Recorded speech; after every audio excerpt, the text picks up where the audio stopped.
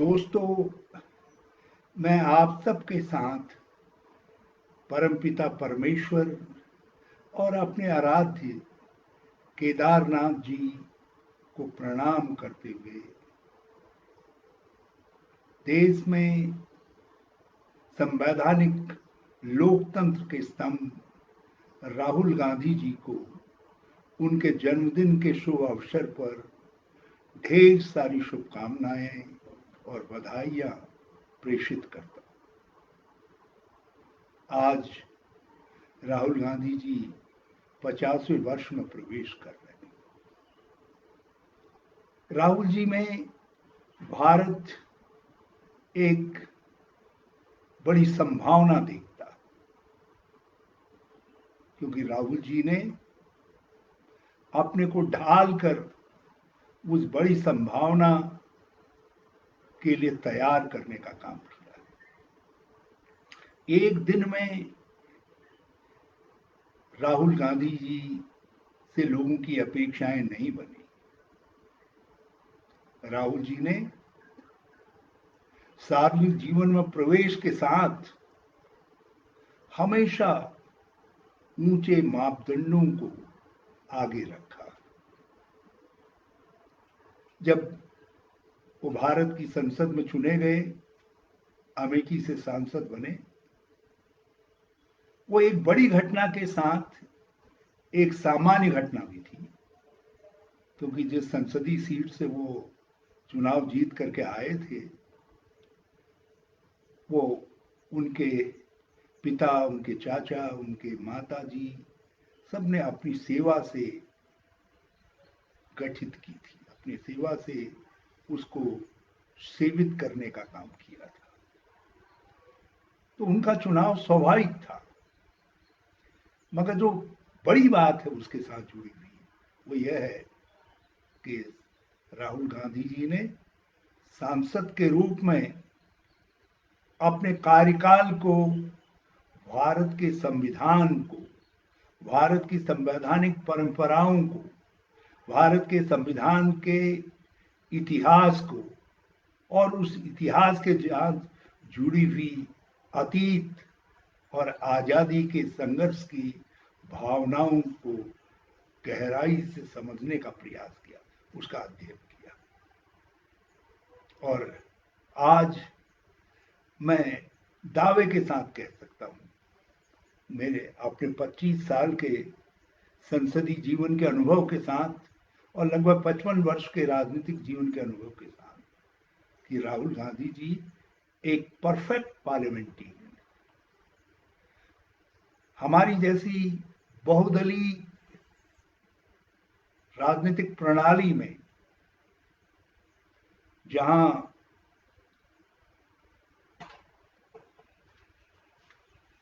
कई तरीके की चुनौतियां समय समय पर आकर के खड़ी होती, राहुल जी में मैंने एक पार्लियामेंटेरियन के रूप में असाधारण धैर्य देखा, एक शांत चित्त व्यक्तित्व जो नाना प्रकार के संसदीय उकसावों के बावजूद भी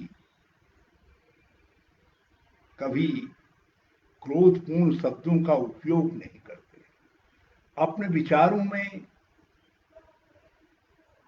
अपने तर्कों में कभी क्रोध और घृणा का पुट नहीं आने देते। यही तो संसदीय लोकतंत्र है। संसदीय लोकतंत्र उच्च स्तर की विनम्रता चाहता है, वाणी की भी, सोच की भी और भावना की भी। धन्यवाद राहुल जी, आप में वो सभी गुण मौजूद हैं एक सांसद के रूप में। आपने कई उल्लेखनीय इंटरवेंशंस के जरिए देश को इस बात का आभास दिया कि आप एक ऐसे मेटल, एक ऐसी धातु से बने हुए हैं जो धातु आगे आने वाले दिनों में भारत का दृढ़तापूर्वक नेतृत्व संभाल सकती है। मगर आपको जल्दी नहीं थी। आपको जल्दी थी तो भारत को समझने की थी। मैंने इंदिरा जी के भारत भ्रमण को भी देखा। खैर वो अतुलनीय भारत भ्रमण था। मगर मैंने राजीव जी के भारत भ्रमण को भी देखा नजदीक से। आपकी माता जी के भारत को समझने के प्रयासों को भी देखा। मगर आपने उससे और आगे बढ़कर कोई हमारे भारत की विविधतापूर्ण समाज, हमारी विविधतापूर्ण सामाजिक परंपराएं, हमारी संस्कृति और हमारी अलग अलग भाषाएं, खान पान, सोच के तरीके, अलग अलग सामाजिक समूह, अलग अलग तरीके की जीवन पद्धतियां, आपने उन सबको समझने का प्रयास किया।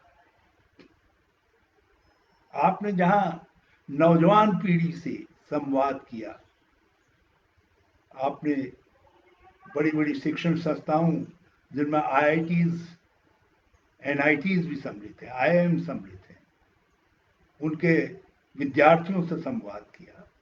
आपने बड़े बड़े ऐसे समूह से जो अलग अलग आर्थिक ग्रुपों का नेतृत्व करते हैं, आपने उनसे भी संवाद किया।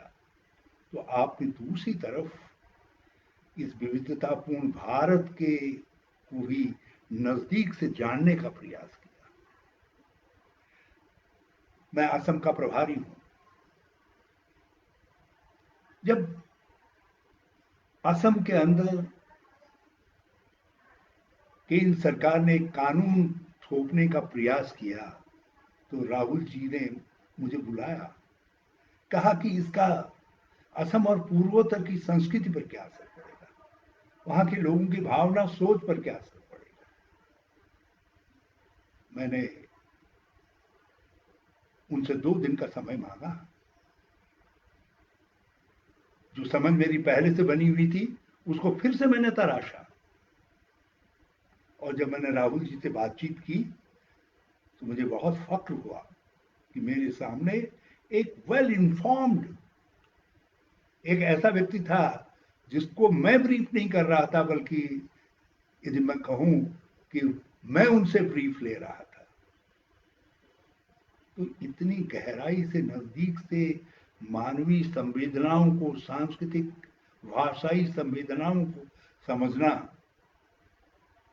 भारत का संचालन जिसके हाथ में भी रहे, और कांग्रेस कांग्रेस भी एक प्रकार का पर्याय है। कांग्रेस में सारे भारत के अंश जुड़े हुए हैं और आजादी के दिनों से जुड़े हुए हैं, और राजनीतिक दल धीरे धीरे इवॉल्व हो रहे हैं। और कांग्रेस पहले से ही इवॉल्व्ड पॉलिटिकल स्ट्रक्चर है जिनमें इन सब चीजों का समावेश है। लेकिन नेता के रूप में राहुल जी ने उन बारीकियों को समझने का प्रयास किया। इसीलिए मैंने ये उदाहरण दिया एक बात का, कि यदि नेता भारत को गहराई से समझता है, उसके सभी समूहों की भावना को गहराई से समझता है, तो हम कह सकते हैं कि ऐसा व्यक्ति कभी भी नेतृत्व करते हुए वो गलती नहीं कर सकता है, वो भूल, वो चूक नहीं कर सकता है जो चूक भारत को बांटती है, भारत को कमजोर करती है। क्यों हम अपने संवैधानिक लोकतंत्र पर गर्व करते हैं? हम इसलिए अपने संवैधानिक लोकतंत्र पर गर्व करते हैं क्योंकि हमारा संवैधानिक लोकतंत्र इन सब चीजों को समावेशित करते हुए भारत के एक समग्र स्वरूप का पर्याय, रिफ्लेक्शन है भारत की इन सारी विशिष्टताओं का। और संसदीय लोकतंत्र के जो मूल तत्व हैं, जिसको हमने सर्वधर्म संभाव से सनातन धर्म के ग्रहण किया है, वसुधैव कुटुंबकम की भावना जिसका संबल, जिसकी लाठी है, और गरीब और कमजोर के साथ जो खड़ा होता है, जो संख्या में कम है, उसको आगे रख करके उसका पृष्ठपोषण करने का काम करता है। इसीलिए हमारे संविधान के प्रियम्बल में कहा गया कि सर्वधर्म समभाव, सब लोग कानून के सम्मुख, प्रत्येक नागरिक किसी जाति, धर्म, क्षेत्र, भाषा का कहीं का रहने वाला हो, किसी वर्ग में जन्म लिया हो, मगर वो कानून के सम्मुख बराबर का दर्जा रखता है। कानून सबको एक नजर से देखता है, हमारा संविधान एक नजर से देखता है। और इसलिए आज मैं कहना चाहता हूं, राहुल गांधी जी, आप भले ही आज कांग्रेस अध्यक्ष नहीं है, मगर संवैधानिक लोकतंत्र पर जब प्रहार हो रहा है, चोट हो रही है, संवैधानिक लोकतंत्र की उदार भावनाओं को संकुचित बनाने का प्रयास हो रहा है, एक सहिष्णु भारत को, सनातन धर्म की सबको अंगीकार करने की भावना को अनुदार भारत में बदलने का प्रयास हो रहा है, तो हम सबकी नजरें आप पर टिकी हुई हैं। आपके आलोचक भी आप पर भरोसा कर रहे हैं, आपकी तरफ देखते हैं। राजनीति में कभी फल मिलता है, कभी फल नहीं मिलता है, कभी समर्थन मिलता है, कभी समर्थन नहीं मिलता है, लेकिन यथार्थ नहीं बदला करते हैं। और आप यथार्थ के साथ खड़े हैं, इसलिए आप अजय हैं, अजय हैं। और आज जब भारत की इन सब जो उद्दाम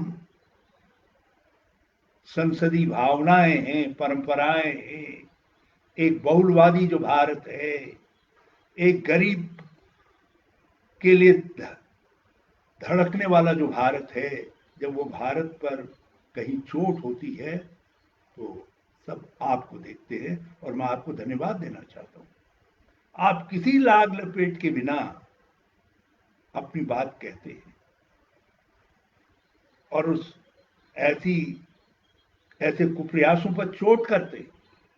मैं अपने कई दोस्तों से कभी कभी बातचीत में कहता हूं कि मुझे कोई दूसरा नेता बताओ जो इतने त्वरित तरीके से, जिसको प्रत्युत्पन्न भावना से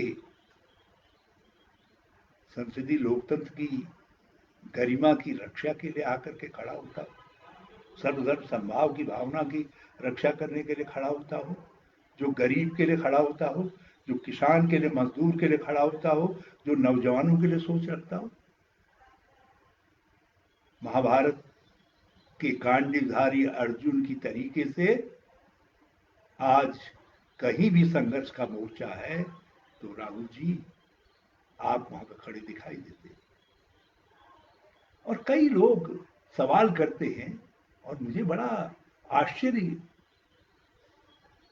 भी है और एक दुखद प्रसंग भी है भारत की राजनीति का। और ये मैं सब लोकतंत्र के प्रेमियों को सावधान करते हुए कह रहा हूं कि जिस तरीके के बम्बार्डमेंट राहुल गांधी जी पर किया जाता है, मैं लगातार देख रहा हूं, पता नहीं 20,000 है, 25,000 है, 50,000 है, सोशल मीडिया से लेकर के मीडिया तक हर संवाद के माध्यम पर ऐसे बम्बार्डमेंट करने वाले लोग बैठे हुए हैं।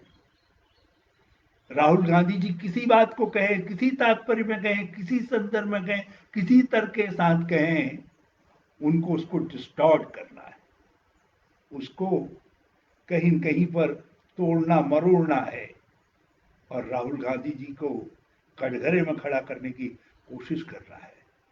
गांडीवधारी अर्जुन पर भी इसी तरीके से चारों तरफ से प्रहार होते थे, लेकिन अनंत गत्वा सत्य न्याय अर्जुन के साथ था, और इसीलिए उस महाभारत में अर्जुन की जीत हुई थी। ये भी संसदीय लोकतंत्र को बचाने का जो महाभारत है, इसमें आपकी जीत होगी। मैं कोई सवाल हो, सीमा का सवाल हो, व्यापार का सवाल हो, अर्थव्यवस्था का सवाल हो, बेरोजगारी का सवाल हो, भारत में चुनौतियां आती हैं। और इन चुनौतियों में यदि प्रतिपक्ष अपनी राय नहीं रखेगा, विरोध पक्ष का व्यक्ति अपनी बात नहीं कहेगा, तो फिर कौन कहेगा? मैं जानना चाहता हूं, यदि अटल बिहारी वाजपेयी जी अपने संसदीय जीवन काल में केवल नेहरू प्रशंसक होते, या डॉक्टर राम मनोहर लोहिया केवल नेहरू प्रशंसक होते, या आलोचकों की एक बड़ी लंबी श्रृंखला है भारत की संसद में, जिन्होंने जो सत्ता की कमजोरियों के खिलाफ कहते रहे, बोलते रहे, अपने विचारों को आगे बढ़ाते रहे, उन्हीं से तो भारतीय संसद भी मजबूत हुई है, और हमारी संसदीय परंपराएं भी मजबूत हुई है, और भारत भी मजबूत हुआ है। आखिर विपक्ष का दायित्व क्या है? To oppose the government. आप हमको सत्ता का ढोलची क्यों बनाना चाहते हैं? और ऐसी कुकामना भारतीय लोकतंत्र को कमजोर करती है। हमारा दायित्व तो है कि सरकार से चूक हो रही हो, हम उसको उजागर करें, और राहुल जी उस बात को कर रहे हैं। और हमारा धर्म है टू डिपोज द गवर्नमेंट। हम राहुल जी के इस 50वें वर्ष में पदार्पण के मौके पर कहना चाहते हैं, हम राहुल गांधी जी के नेतृत्व में इस सरकार को डिपोज भी करने के लिए प्रयास करेंगे, और सारी लोकतांत्रिक शक्तियों को साथ लेकर के हम गवर्नमेंट को प्रपोज भी करेंगे। To oppose the government, to depose the government, to propose the government, और उसके हमारे सेना नायक श्री राहुल गांधी जी होंगे। राहुल गांधी जी ने अपने व्यक्तित्व की छाप राष्ट्रीय और अंतर्राष्ट्रीय पटल पर डाली है। कोरोना की महामारी से जब आज हम संत्रस्त हैं, हमारी अर्थव्यवस्था संत्रस्त है आज, क्या राहुल गांधी जी को आपका मन धन्यवाद देने को नहीं कह रहा है? 12 फरवरी को राहुल गांधी जी आगे आते हैं, और जो चेतावनी देश को देते हैं, सत्ता को देते हैं, काश यदि उसका पालन किया गया होता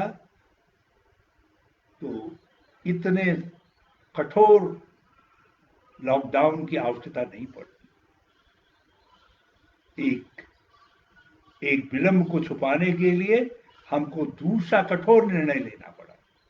और मैं राहुल जी को धन्यवाद दूंगा कि आप उस निर्णय के साथ खड़े हुए, लेकिन आपने साथ साथ उस निर्णय के लिए और क्या क्या आवश्यक निर्णय हैं उनसे सरकार को अवगत कराया।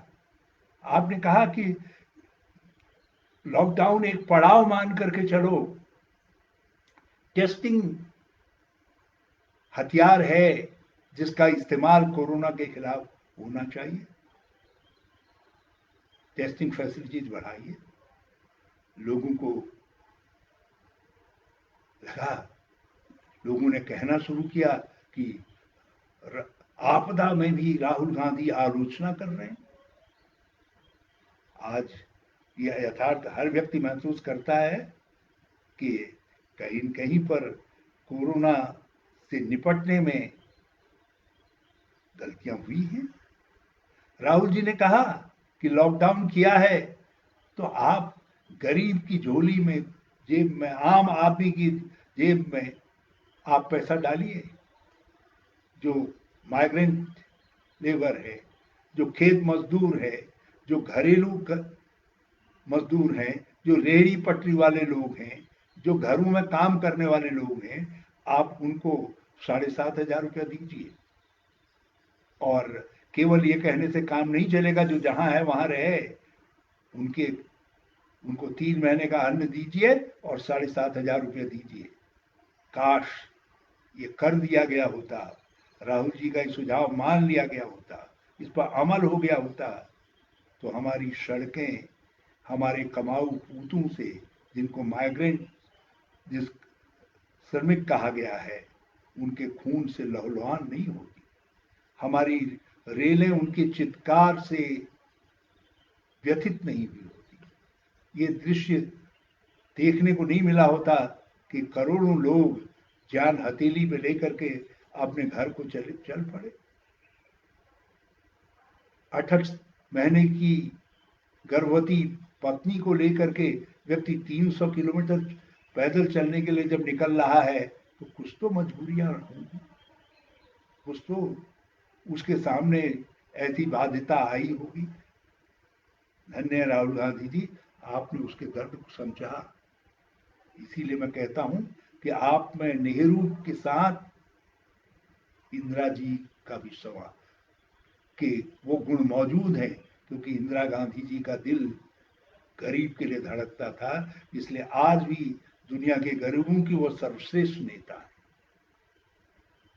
आप संसदीय लोकतंत्र के पूर्वोदय होने के साथ साथ गरीबों के लिए संघर्ष करने वाले व्यक्ति के रूप में आपकी छवि बनी।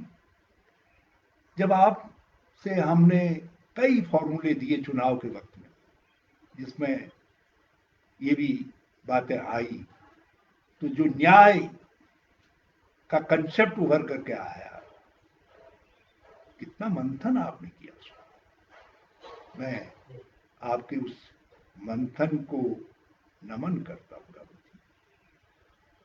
और आपने इस सब सुनिश्चित करने के बाद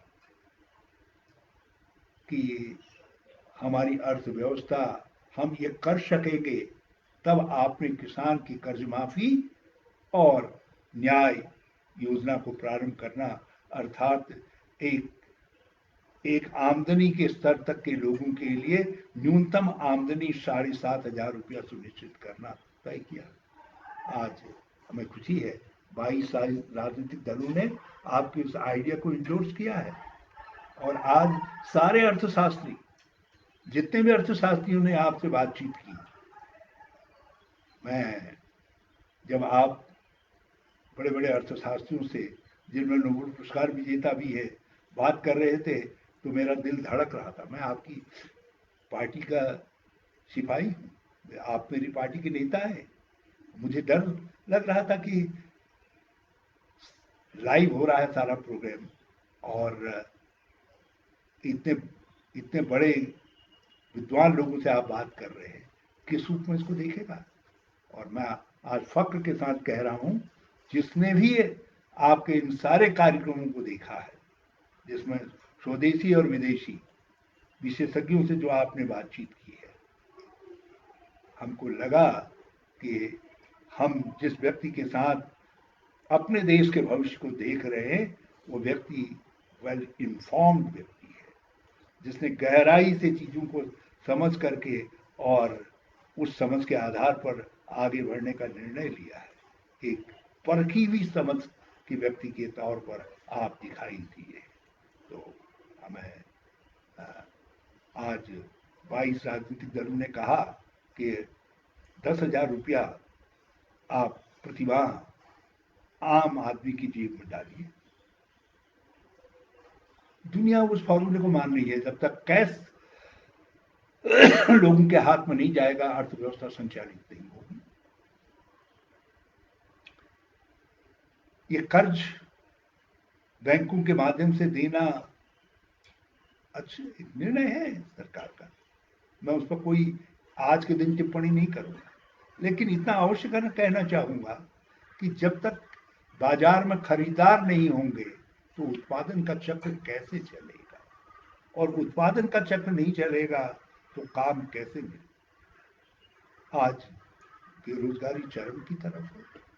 जब राहुल गांधी जी ने कहा था कि अर्थव्यवस्था नीचे को जा रही है, चिंताजनक स्थिति आ रही है, बेरोजगारी बढ़ रही है, लोगों ने गंभीरता से नहीं लिया। आज तो सरकार के अपने आंकड़ों ने कह दिया है कि मार्च के महीने में कोरोना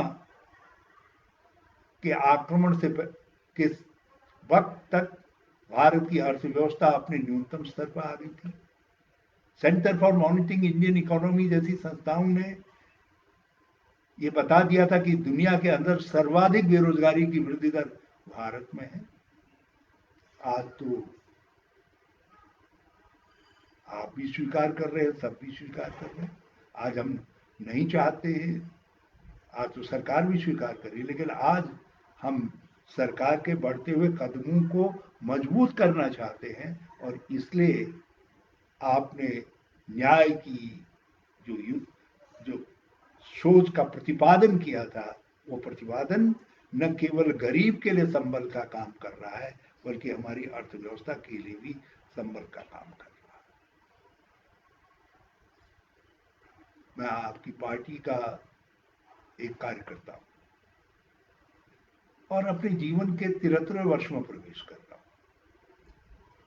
और मैं अपने कांग्रेस के सब दोस्तों से, मित्रों से, सबसे कहना चाहता हूं, चारों पीढ़ी जिनमें छात्र भी हैं, युवा भी हैं, अधेड़ भी हैं और मुझ जैसे बुजुर्ग भी हैं, हम लोगों के सामने ये बड़ी चुनौती है कि हम एक व्यक्ति जो उन सारे गुणों से परिपूर्ण है, उन सारी क्षमताओं से परिपूर्ण है,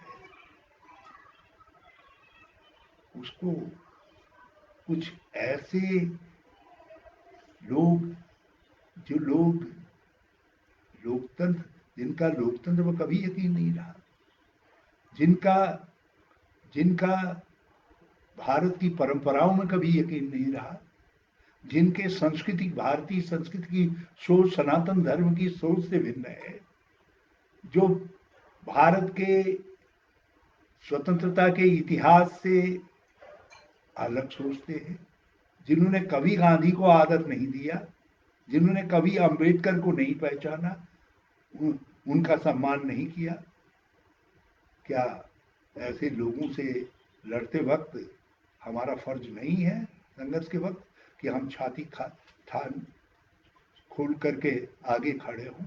तो मैं अपने सब कांग्रेस के मित्रों से, दोस्तों से, सबसे प्रार्थना करना चाहता हूँ, आओ हम सब लोग मिल करके आज राहुल जी को उनके जन्मदिन पर बहुत बहुत बधाई देते हुए अपने मन में ये संकल्प ग्रहण करें कि राहुल जी आप दृढ़ता से आगे बढ़ते रहिए, और हम सब कांग्रेस जन और देश की लोकतांत्रिक ताकतें आपके साथ खड़ी होकर के भारत के लोकतंत्र के झंडे को बुलंद रखेंगे, भारत के संवैधानिक लोकतंत्र को शक्ति देंगे और आम व्यक्ति को के लिए न्याय को सर्वसुलभ बनाने का काम करेंगे।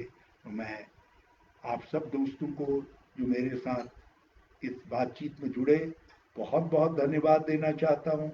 राहुल जी पर बहुत कुछ कहा जा सकता है, आज की चुनौतियों पर भी बहुत कुछ कहा जा सकता है। फिर किसी दिन किसी और अवसर पर बातचीत करेंगे, उन बातों पर भी एक दूसरे के साथ संवाद करेंगे।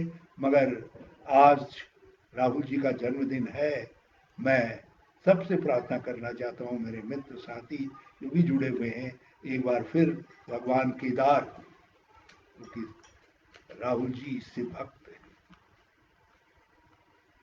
जब केदारनाथ की आपदा आई थी, देश के पहले राष्ट्रीय नेता थे जो सारे खतरों को झेलते हुए केदार घाटी में आए थे।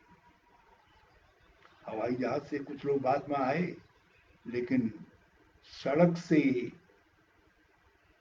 ढेरों स्लिप आए थे, भूस्खलन हुए थे, उनको पार करते हुए अपनी जिंदगी को हथेली में रखकर केवल राहुल गांधी आए। जब हमने 4 धाम यात्रा प्रारंभ हुई, भगवान केदार को नमन करने के लिए शीर्ष नेताओं में देश के राहुल गांधी जी पहले व्यक्ति थे जो आए थे। और मैं जानता हूं कि केदार के सामने ध्यान लगाकर जो अनुभूति उनके चेहरे में थी और जो आभा उनके चेहरे में थी, मैं आज भी उसको याद करता हूं तो मुझे रोमांच होकर के आता है। ऐसे शिव भक्त राहुल के लिए एक बार फिर मैं उत्तराखंड के अपने दोस्तों सबसे प्रार्थना करता हूं, भगवान केदार से उनके दीर्घ जीवन की कामना करें और वो देश का नेतृत्व संभालें, और इसके लिए हम सब अपने को संकल्पबद्ध करें। जय हिंद। राहुल गांधी जिंदाबाद।